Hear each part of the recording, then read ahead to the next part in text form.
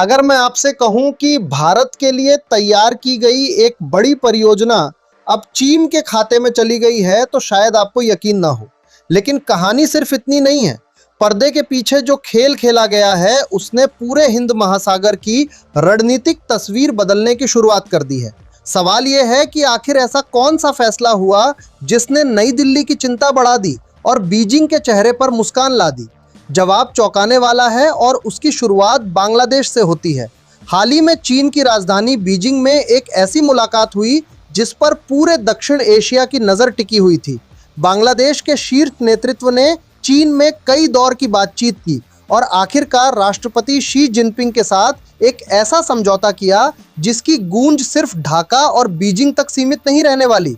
इस मुलाकात में कई बड़े फैसले हुए, लेकिन सबसे ज्यादा चर्चा एक ऐसे बंदरगाह की है जिसका नाम रणनीतिक विशेषज्ञ लंबे समय से लेते रहे हैं। ये बंदरगाह है मोंगला पोर्ट। पहली नज़र में ये सिर्फ एक समुद्री बंदरगाह लग सकता है, लेकिन इसकी असली ताकत इसकी लोकेशन है। बंगाल की खाड़ी के किनारे मौजूद ये बंदरगाह समुद्री व्यापार और सुरक्षा दोनों के लिहाज से बेहद अहम माना जाता है। अब इसी मोंगला पोर्ट के पास एक विशाल आर्थिक क्षेत्र विकसित करने की जिम्मेदारी चीन को मिल गई है। यही वो फैसला है जिसने पूरे घटनाक्रम को बेहद संवेदनशील बना दिया है। सबसे दिलचस्प बात यह है कि यह परियोजना शुरुआत से चीन के लिए नहीं बनाई गई थी। पहले इस जमीन को भारत समर्थित आर्थिक क्षेत्र के लिए चिन्हित किया गया था, यानी योजना ये थी कि यहाँ भारत की भागीदारी से विकास होगा।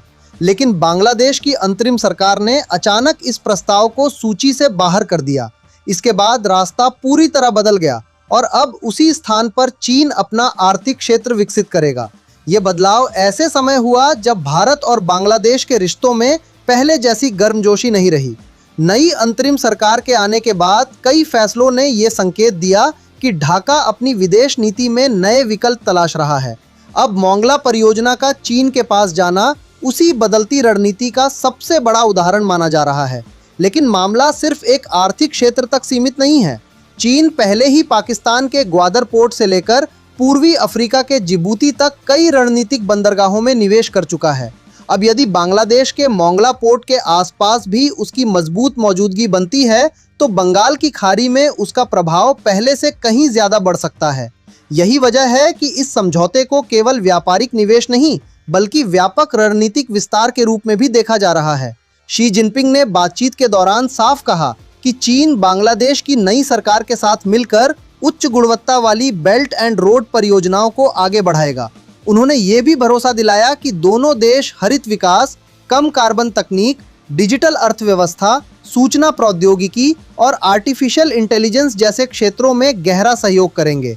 यानी ये साझेदारी केवल बंदरगाह निर्माण तक सीमित नहीं रहने वाली बल्कि भविष्य की तकनीकों तक फैलने वाली है। यहीं पर एक और बड़ा मोड़ आता है। दोनों देशों ने चटगांव में प्रस्तावित चीनी आर्थिक और औद्योगिक क्षेत्र को भी तेजी से आगे बढ़ाने पर सहमति जताई।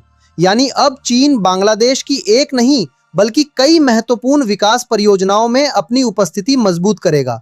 इससे यह साफ संकेत मिलता है कि दोनों देशों के आर्थिक रिश्ते लगातार गहरे होते जा रहे हैं।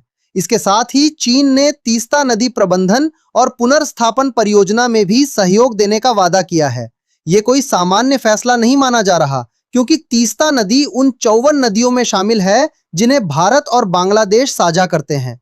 जल संसाधन प्रबंधन जैसे संवेदनशील क्षेत्र में चीन की बढ़ती भूमिका आने वाले समय में नई रणनीतिक चर्चाओं को जन्म दे सकती है। बैठक में केवल यही मुद्दे नहीं उठे। दोनों देशों ने समुद्री मामलों, कृषि, शिक्षा, व्यापार, निवेश, तकनीक और तकनीकी ज्ञान से करने पर भी सहयोग बढ़ाने का फैसला किया। साथ ही चीन म्यांमार बांग्लादेश आर्थिक गलियारे को आगे बढ़ाने पर भी सहमति बनी।